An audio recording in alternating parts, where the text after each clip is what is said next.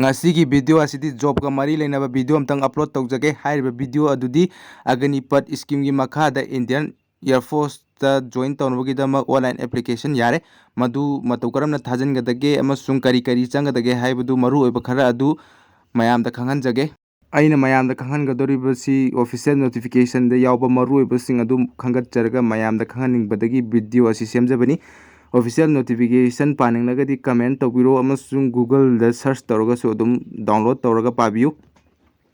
online registration asi tang kun maridagi horaga June gi tang kun maridi horaga July 5 fawbani ngasi gi video si kharadi thengkhre adubu mayamda khanganingbadagi thenglabusu thengna video si semjabani amukana ningsingjage June gi tang kun maridagi horaga July gi tang 5 fawba online registration tawba yai aduga Airforce asigi recruitment asi exam haibadi written exam hana pangthokani computer based exam haidana computer da exam hana pangthokani hairiba exam adu July gi tang kun maridagi hogani haina notification asida palli makha tarakpada karamba miyoi singna hairiba application asi thajanba yagadage haibadu mayamda khanganjage madudi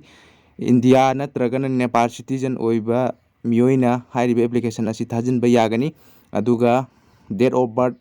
haibadi chahi gi limit asina chahi 13 tagina kunhumdoi fawbada leiba singna thajanba yagani hairiba scheme asigi makha da piriba asi chahi 13 makhaidagina kunmathoi fawbani adubo covid pandemic na maram oiduna chahi ani recruitment gi thabak pungleb khibana chahi ani gi realization hantak ki oina chahi ani gi realization leirakpadagi chahi kunhumdoi fawba oibani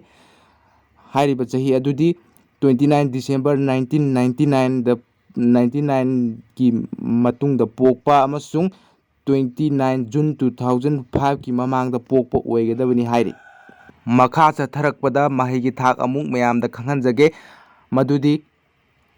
class 12 pass to oigadabani any stream lowba yai science lorpa arts lorpa commerce lorpa yai tawbudabu English da 50% fangadabani amasung aggregate ta 50% nagodabani aggregate haibadi subject mayam adu plus tawsalaga percentage hotpa matamda 50% yoba adubu aggregate ta 50% yoba haina khangnai aduga science subject lowba singna group X amasung science lowdaba singna group Y haina khaidokani science lowba candidate singi oina mathematics physics and English haibadi subject ahum asida aggregate ta 50% mark phangba oigadabani aduga mahigi tha asi 3-year diploma course in engineering haibadi class 12 pass tawraga engineering tamba singna so dum hairiba form asi thajinba yagani natragana pass 2-year vocational course on with non vocational subject physics and maths ta lairik tamba COBSE gi makha da lairik tamba singna so dum thajinba yagani hairiba subject sing asidasu 50% aggregate English da 50% di soidana phangdaba yade haibasi notification asida balli makha chatharakpada awangbagi chang adudi height adudi 152.5 cm ni yamna wangba oide yam ka hena wangdragasu 152.5 cm yorugadi hariba form ase dum thajinba yagani mamangda pankiba educational qualification adu qualified oiraba amasung date of birth adu challagadi hairiba form asi thajinba yaragani date of birth adu OBC amasung ST SC gi oina realization sidadi realization laite haina mayam gi mafam da khanganjage aduga hairiba form asi online da application asi thajangadabani online application thajinbagi instruction haibadi matau karamna thajinganai haibadu indianairforce.nic.in dagi instruction adu yengbiu natragana career Indian Airforce.cdec.in dagi hairiba instruction sing adu pabiu aduga kanagumana thajininglaga thajinba heitragadi job center amada contact tawbiu amasung job center ki number description da hapcharamge WhatsApp ki number du description da hapcharamge aduga hairiba form asi thajanbam gi website adudi agnipat ayu.cdec.in hairiba website asida thajangadamni website hairiba website sing asi loina description da link hapcharamge aduga kanagumana thajiningba leiragadi nasana adum thajinbiu thajinba heitragana job center amada tana biduna thajanhanbiu hairiba application form asi thajinbada changadaba documents sing adu amamamta oina haijiragge ꯑꯍꯥꯟꯕꯗ class 10ꯒꯤ marksheet pass ꯇꯧꯈꯤꯕꯒꯤ marksheet ꯑꯗꯨ ꯆꯪꯒꯅꯤ, ꯑꯗꯨꯒ class ꯑꯅꯤꯁꯨꯕꯗ class 12ꯒꯤ marksheet ꯅꯠꯇ꯭ꯔꯒꯅ ꯏꯀ꯭ꯋꯤꯕꯦꯂꯦꯟ ꯍꯥꯏꯕꯗꯤ class 12 ꯇꯝꯍꯧꯗ꯭ꯔꯕ ꯏꯟꯖꯤꯅꯤꯌꯥꯔꯤꯡꯗꯤ ꯇꯝꯕ ꯑꯗꯨꯝꯕꯒꯤ ꯃꯥꯔꯛꯁꯤꯠ ꯑꯗꯨ ꯆꯪꯒꯅꯤ, ꯑꯗꯨꯒ ꯑꯍꯨꯝꯁꯨꯕꯗ ꯐꯣꯇꯣ ꯄꯥꯁꯄꯣꯔꯠ ꯁꯥꯏꯖ ꯐꯣꯇꯣꯒ꯭ꯔꯥꯐ ꯑꯃ ꯆꯪꯒꯅꯤ꯫ ꯍꯥꯏꯔꯤꯕ ꯐꯣꯇꯣ ꯑꯗꯨ ꯑꯦꯄ꯭ꯔꯤꯜ 2022ꯒꯤ ꯃꯇꯨꯡꯗ ꯀꯥꯞꯄ ꯑꯣꯏꯒꯗꯕꯅꯤ꯫ ꯍꯥꯏꯔꯤꯕ ꯐꯣꯇꯣ ꯀꯥꯞꯄꯒꯤ ꯃꯑꯣꯡ ꯑꯗꯨ ꯁꯤꯗ ꯎꯠꯂꯤꯕ ꯑꯁꯨꯃꯥꯏꯅ ꯄꯥꯏꯔꯒ ꯑꯁꯤꯒꯤ ꯕ꯭ꯂꯦꯛꯕꯣꯔꯗ ꯑꯁꯤꯗ ꯑꯗꯣꯝꯒꯤ ꯃꯤꯡ ꯑꯃꯁꯨꯡ ꯐꯣꯇꯣ ꯅꯝꯂꯤꯕ ꯇꯥꯔꯤꯛ, ꯍꯥꯏꯕꯗꯤ ꯉꯁꯤ ꯅꯝꯃꯦ ꯈꯜꯂꯣ, ꯖꯨꯂꯥꯏ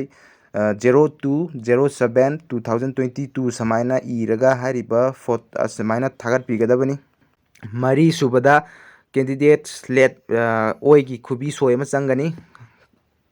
ꯈꯨꯠ ꯑꯣꯏꯒꯤ ꯈꯨꯕꯤ ꯁꯣꯏ ꯑꯃ ꯆꯪꯒꯅꯤ, ꯑꯗꯨꯒ ꯃꯔꯤꯁꯨꯕꯗ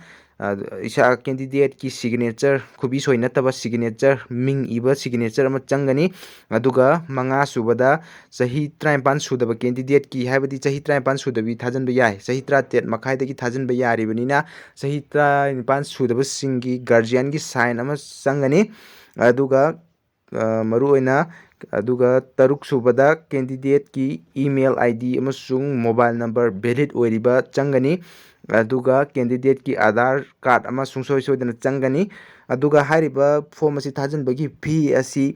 250, ꯍꯥꯏꯕꯗꯤ 250ꯅꯤ, ꯑꯗꯨꯒ ꯖꯣꯕ ꯁꯦꯟꯇꯔꯒꯤ ꯑꯣꯏꯅ ꯇꯣꯉꯥꯟ ꯇꯣꯉꯥꯟꯕ ꯆꯥꯔꯖ ꯂꯩꯔꯝꯒꯅꯤ, ꯃꯣꯏꯅ ꯊꯥꯖꯤꯟꯕꯒꯤ 250ꯒꯤ ꯃꯊꯛꯇ ꯃꯣꯏꯅ 50 ꯅꯠꯇ꯭ꯔꯒꯅ 100 ꯂꯧꯔꯝꯕ ꯌꯥꯏ, ꯑꯗꯨ ꯍꯥꯞꯄꯒ 50 ꯂꯧꯔꯒꯗꯤ 300 ꯆꯪꯒꯅꯤ, ꯑꯗꯨꯒ 100 ꯂꯧꯔꯒꯅ 300 ꯆꯪꯒꯅꯤ, ꯃꯣꯏꯒꯤ ꯏꯁꯥꯅ ꯊꯥꯖꯤꯜꯂꯒꯗꯤ 250ꯗꯩ ꯍꯦꯟꯅ ꯆꯪꯉꯔꯣꯏ꯫ ꯃꯁꯤꯅꯤ ꯏꯟꯁꯇ꯭ꯔꯛꯁꯟ, ꯑꯣꯟꯂꯥꯏꯟ ꯑꯦꯄ꯭ꯂꯤꯀꯦꯁꯟ ꯊꯥꯖꯤꯟꯕꯒꯤ ꯏꯟꯁꯇ꯭ꯔꯛꯁꯟ ꯑꯃꯁꯨꯡ ꯆꯪꯒꯗꯕ ꯗꯣꯀꯨꯃꯦꯟꯁꯤꯡ ꯑꯗꯨ ꯃꯁꯤꯅꯤ꯫ ꯉꯁꯤꯒꯤꯗꯤ ꯃꯇꯥꯡ ꯑꯁꯤꯗ ꯚꯤꯗꯤꯑꯣ ꯑꯁꯤ ꯂꯣꯏꯁꯤꯟꯖꯔꯒꯦ꯫ ꯆꯦꯅꯦꯜ ꯑꯁꯤꯗ ꯑꯅꯧꯕ ꯆꯪꯕꯤꯔꯛꯄ ꯑꯣꯏꯔꯒꯗꯤ ꯁꯕꯁꯀ꯭ꯔꯥꯏꯕ ꯇꯧꯁꯟꯕꯤꯌꯨ ꯍꯥꯏꯅ ꯅꯤꯡꯁꯤꯡꯖꯔꯤ, ꯑꯗꯨꯒ ꯑꯩꯅ ꯁꯦꯝꯖꯔꯤꯕ ꯚꯤꯗꯤꯑꯣ ꯑꯁꯤꯗ ꯒ꯭ꯌꯥꯟ ꯇꯥꯗꯕ ꯂꯩꯔꯒꯗꯤ ꯀꯃꯦꯟ ꯇꯧꯕꯤꯔꯨ, ꯀꯃꯦꯟ ꯑꯗꯨꯝ ꯔꯤꯄ꯭ꯂꯥꯏ ꯄꯤꯖꯔꯛꯀꯦ ꯍꯥꯏꯅ ꯅꯤꯡꯁꯤꯡꯖꯔꯤ, ꯑꯗꯨꯒ ꯑꯒꯅꯤꯄꯠ ꯁ꯭ꯀꯤꯝꯒꯤ ꯃꯈꯥꯗ ꯏꯟꯗꯤꯌꯟ ꯑꯦꯌꯔꯐꯣꯔꯁ ꯑꯃꯁꯨꯡ ꯏꯟꯗꯤꯌꯟ ꯑꯥꯔꯃꯤꯒꯤ ꯔꯦꯖꯤꯁꯇ꯭ꯔꯦꯁꯟꯁꯨ ꯍꯟꯗꯛ ꯖꯨꯂꯥꯏ ꯃꯅꯨꯡꯁꯤꯗ ꯁꯣꯏꯗꯅ ꯌꯥꯔꯛꯂꯒꯅꯤ꯫ ꯍꯦꯛ ꯌꯥꯔꯛꯄꯒ ꯚꯤꯗꯤꯑꯣ ꯁꯦꯝꯖꯔꯛꯀꯦ, ꯉꯥꯏꯕꯤꯔꯝꯃꯨ, ꯑꯃꯁꯨꯡ ꯕꯦꯜ ꯑꯥꯏꯀꯟ ꯑꯗꯨ ꯑꯣꯟꯗ ꯊꯝꯕꯤꯗꯨꯅ ꯍꯥꯏꯔꯤꯕ ꯚꯤꯗꯤꯑꯣꯁꯤꯡ ꯑꯁꯤ ꯍꯦꯛ ꯊꯥꯒꯠꯂꯛꯄꯒ ꯊꯦꯡꯅꯅꯕ ꯃꯌꯥꯝꯒꯤ ꯃꯐꯝꯗ ꯅꯤꯡꯁꯤꯡꯖꯔꯤ꯫ Thank you.